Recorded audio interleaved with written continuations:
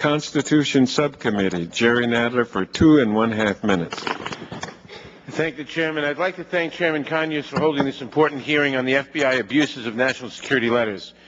We are here today in response to the Department of Justice Inspector General report that found widespread abuses of the FBI's authority to issue national security letters.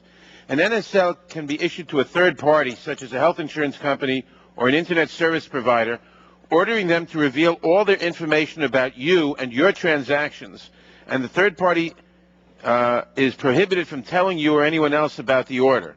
That's the so-called gag order provision. So you cannot object to an NSL directed at your information in court as you could to a subpoena because you don't know about it. And the third party may have no interest in going to court to protect your rights or your privacy. While last year's reauthorization of the Patriot Act did make some changes to the NSL provisions, these changes were essentially meaningless.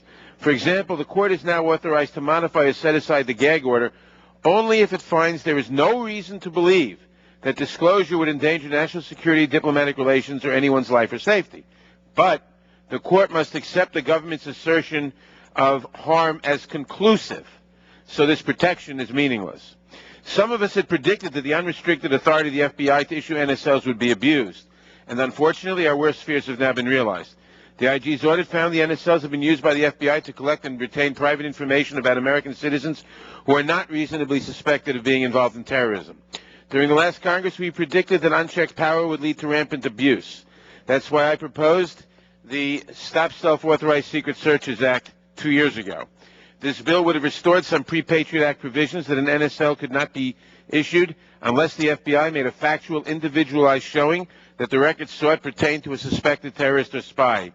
It would have given the recipient of a national security letter an opportunity to obtain legal counsel, the right to challenge the letter and the non-disclosure requirement, a real right to challenge it. It would have given notice to the target of the NSL if the government later seeks to use the records obtained from the NSL against him or her in a subsequent proceeding, and would have given the target an opportunity to receive legal counsel and challenge the use of those records. The bill would also have authorized the FBI to obtain documents that it legitimately needs while protecting the privacy of law-abiding American citizens. The abuses by the DOJ and the FBI have proven that these legislative fixes are a necessary check on the investigatory power. We do not trust government always to be run by angels, especially not this administration.